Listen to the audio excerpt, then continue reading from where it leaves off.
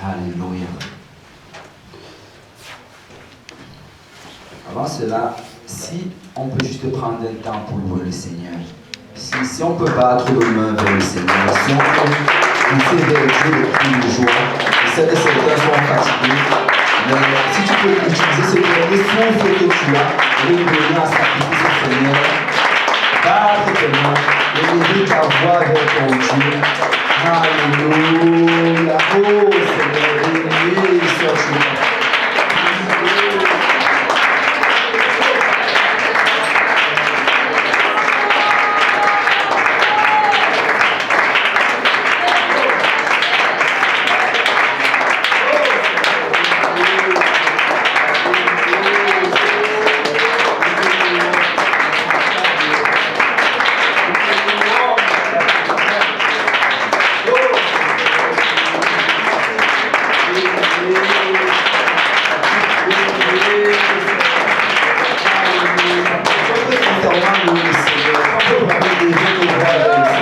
Parce qu'il est digne d'être loué, il est digne d'être adoré, il est digne qu'on pousse vers lui des cris de joie, il est digne que tu battes tes mains vers le Seigneur.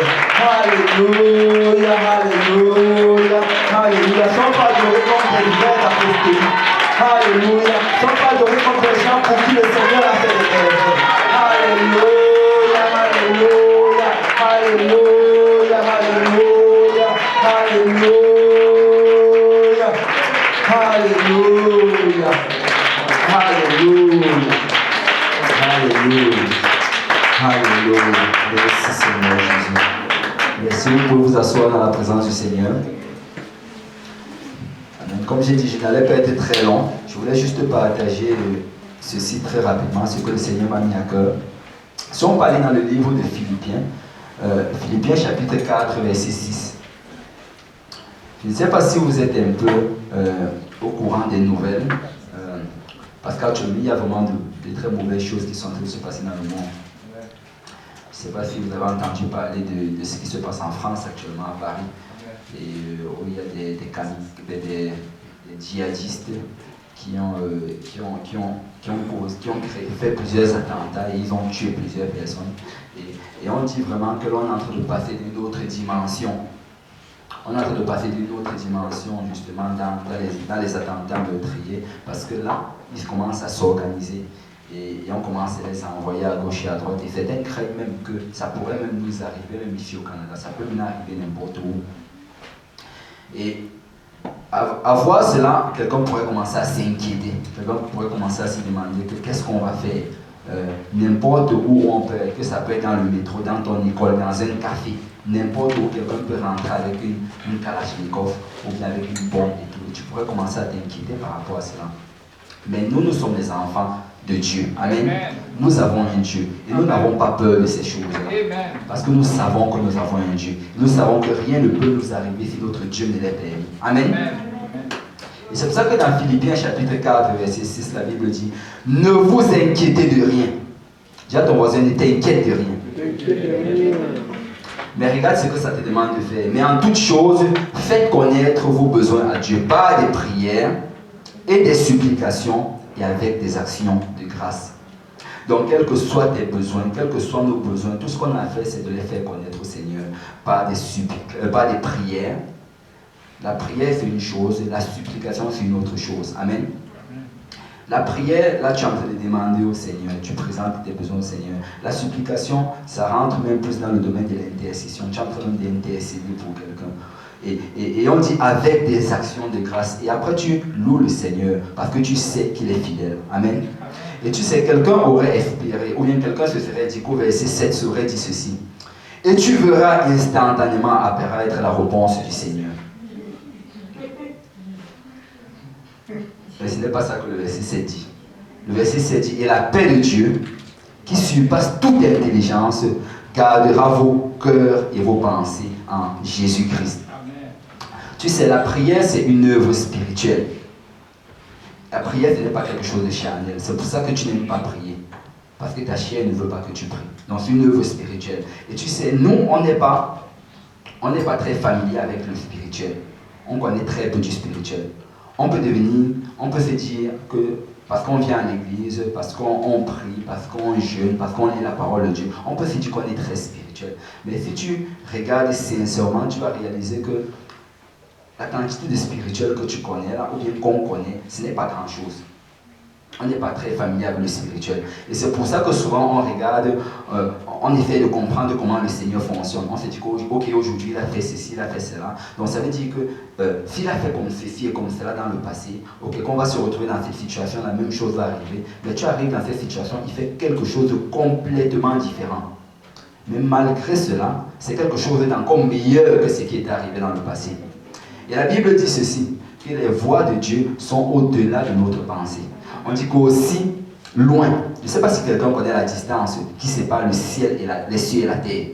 On dit que c'est comme cette distance-là que les voies de Dieu sont au-delà de nos pensées. Donc c'est au-delà de tes pensées. Tu ne peux pas comprendre Dieu, tu ne peux pas savoir comment il fonctionne. Tout ce que tu dois faire vraiment, c'est avancer par la foi. Amen. C'est par la foi. En fait, c'est ça que c'est la foi. Et on nous dit donc, parce que la prière c'est quelque chose de spirituel et nous ne comprenons pas le spirituel. Et tu sais, ce principe-là d'avancer par la foi, on l'applique à toutes les choses qu'on ne comprend pas. Je vais donner un exemple. Il n'y a pas beaucoup d'entre nous ici là. Bon, peut-être que je suis en train de me tromper. C'est mieux que je pose la question. Est-ce qu'il y a des gens ici qui sont capables de m'expliquer le principe de l'électricité? Comment est-ce que quand je clique sur l'interrupteur, je vois la lumière qui apparaît? Est-ce que quelqu'un peut m'expliquer le principe derrière cela en détail? Je sais que globalement, les gens étaient déjà prêts à lever les mains pour dire ok, je sais qu'il y a des électrons. Bon, c'est qu'on est ingénieur électrique ici, on va pas. J'ai dit la plupart d'entre nous. Mais globalement, on sait qu'il y a les électrons, on sait que les électrons vont aller dans le sens contraire du courant. Et c'est ça qui va faire, c'est que quand tu cliques sur l'interrupteur, ça va s'allumer. Et c'est ça qu'on sait. Et ce n'est pas grand-chose en fait, ce n'est pas grand-chose. Mais il y a une chose qui est sûre, c'est qu'on sait que quand on va cliquer sur l'interrupteur, la lumière va sortir. Amen. Et nous ne comprenons pas cela, mais nous agissons par la foi. Si vous arrivez ici, vous cliquez sur l'interrupteur et la lumière ne paraît pas, vous allez vous poser la question, mais c'est quoi le problème ici? Il y a un problème, quelque chose ne marche pas. Amen. Pourquoi? Parce que tu marches par la foi, tu te dis que quand je clique là, ça va marcher. Et c'est aussi comme ça avec la prière. La prière, en fait, tu envoies ta prière vers Dieu. Et là, si tu vois que quelque chose n'arrive pas, il faut que tu te poses une question. Si tu as vraiment la foi. Amen. Parce que tu avais la foi par rapport à la lumière. C'est pour ça que tu t'es posé la question. Donc si tu pries et ça n'arrive pas, tu ne te poses pas de questions, c'est qu'il y a un problème. Pose-toi une question. Amen. Amen. Donc nous ne comprenons pas toutes ces choses, mais nous savons que ça arrive par la foi. Nous savons que parce que le Seigneur l'a dit, et que quand on l'applique, on voit le résultat arriver. Amen. Amen. Et donc c'est comme ça la prière. On ne comprend pas beaucoup de ces choses-là, mais on les utilise. Mais vous savez, la prière, en fait, je laisse utiliser cette analogie ici. La prière, en fait, c'est comme une sauce. Et il y a plusieurs manières de préparer une sauce. Bon, moi, je ne suis pas très fort dans la préparation des sauces, mais c'est sûr que je peux préparer une sauce. Peut-être que si vous la mangez, ça va tout vous rendre malade. Mais je peux préparer une sauce. Et quand je vais faire ma sauce, peut-être je vais prendre de l'eau et après, peut-être je vais écraser la tomate, je vais mettre dedans. Et après, peut-être je vais mettre de l'huile à un certain moment. Bon, anyway, je vais préparer une sauce. Et à la fin, ce sera une sauce. Parce que la définition d'une sauce, c'est quoi? C'est une préparation liquide où tu mélanges des choses. C'est ça la définition d'une sauce normalement. Donc ce sera une sauce. Vous ne pouvez pas me dire le contraire. Je connais la définition d'une sauce. Mais ce ne serait pas la même manière que peut-être vous allez préparer la sauce. Et peut-être vous allez la préparer, ça va être plus bon. Oui. Donc nous deux, on aura préparé la sauce, mais malgré le fait que ça porte le même nom, ça n'a pas le même goût. Amen. Et c'est la même chose aussi avec la prière. La prière, c'est comme une sauce. Et il faut que tu mettes les bons ingrédients dans la sauce pour que aussi ce soit efficace. Amen. Amen. Alors je vais citer là 3 ingrédients qui sont importants que tu devras ajouter à ta prière. 3 ingrédients importants selon la parole de Dieu. La Bible nous dit, si on parlait dans Marc chapitre 11, verset 24,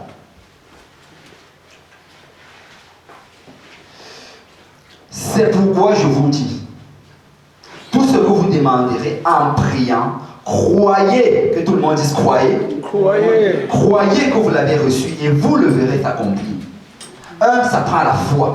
Il faut que quand tu pries, tu aies la foi. La foi, c'est quoi? La foi, c'est une complète confiance en Dieu. Il faut que quand tu pries, tu t'attendes à ce que ça arrive. Comme j'ai dit tantôt là par rapport à l'exemple de l'interrupteur. Quand tu as cliqué sur l'interrupteur, si la lumière ne paraît pas, tu te poses la question, mais c'est quoi le problème? Parce que tu t'attends à ce que la lumière paraisse. Amen. Et c'est aussi la même chose avec la prière. Il faut que tu aies la foi. Et quand tu pries, tu t'attends que Seigneur, ça va arriver. Parce que tu l'as dit que ça va arriver. Alors je suis en train de prier et je sais que ça va arriver. Amen. Ça prend la foi. Jacques a dit ceci. Jacques a dit que si quelqu'un demande une chose et qu'il n'a pas la foi par rapport à cela, qu'il ne s'attende même pas à ce que la chose arrive. Que ne t'attend même pas si tu n'as pas la foi. Pourquoi? Parce que sans la foi, le Seigneur ne va pas agir. Parce que la Bible dit que sans la foi, il est impossible de lui être agréable. Ça prend la foi. Amen. Ça prend la foi. Donc il faut que tu aies la foi quand tu vas prier aujourd'hui. Il faut que tu t'attendes à ce que la chose arrive. Il faut que tu t'attendes à ce que le Seigneur se manifeste. Il faut que tu t'attendes à ce que le Seigneur fasse quelque chose afin d'arriver au point, au lieu de ta prière. Amen. Amen. Donc ça prend la foi. Deuxième chose que la prière prend, dans Jacques chapitre 4, verset 3. Jacques chapitre 4, verset 3. Vous demandez et vous ne recevez pas parce que vous demandez mal dans le but de satisfaire vos passions. Donc le deuxième ingrédient que ça prend que vous priez dans la volonté de Dieu. Nous devons prier dans la volonté de Dieu. Tu peux avoir la foi, mais si tu n'es pas en train de prier dans la volonté de Dieu, ça ne va pas arriver. Amen. Amen. Tu dois être dans la volonté de Dieu. Il faut que tu t'assures que quand tu pries, tu es dans la volonté de Dieu. Nous ne devons pas prier pour satisfaire nos passions. Nous ne devons pas prier pour satisfaire notre chair, pour satisfaire notre égoïsme, pour satisfaire nos désirs. Mais nous devons prier dans la volonté de Dieu. Il faut que tu saches c'est quoi la volonté de Dieu. Et tu pries dans la volonté de Dieu. Et comment savoir c'est quoi la volonté de Dieu? C'est dans la parole de Dieu. En fait, tu ne peux pas connaître la volonté de Dieu sans connaître la parole de Dieu. La volonté de Dieu se trouve dans la parole de Dieu. Donc nous devons prier dans la volonté de Dieu. Nous devons nous assurer que chacune des choses qu'on demande à Dieu, chacune des choses qu'on élève vers le trône de Dieu est dans la volonté de Dieu. Amen. Amen. Et quand nous allons prier, la Bible nous dit ceci. La Bible nous donne même certains sujets de prière. La Bible dit qu'on doit prier pour les autorités.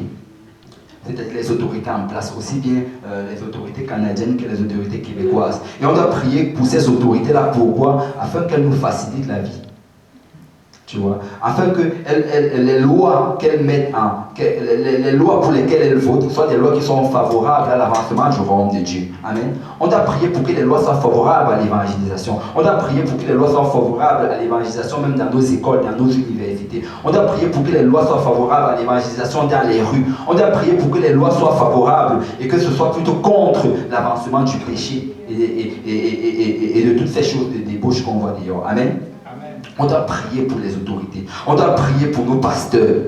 On doit prier pour que nos pasteurs restent dans la volonté de Dieu. On doit prier pour que nos pasteurs soient continuellement oints par l'onction de Dieu. On doit prier pour que nos pasteurs restent continuellement dans la vérité. On doit prier pour que nos pasteurs soient forts malgré toutes les attaques de l'ennemi. Amen. Amen. Parce que sans un pasteur, c'est impossible d'être sauvé. Nous avons besoin d'un homme de Dieu qui va nous enseigner la parole de Dieu. Amen. Amen. Ensuite, on doit prier aussi pour nos frères et sœurs. C'est la volonté de Dieu qu'on prie pour nos frères et sœurs. Vous savez, quand le Seigneur nous révèle le défaut d'un frère ou d'une sœur, ce n'est pas pour qu'on fasse le commérage, ce n'est pas pour qu'on se moque. Mais quand le Seigneur nous révèle le défaut d'un frère ou d'une sœur, c'est pour qu'on prie pour eux.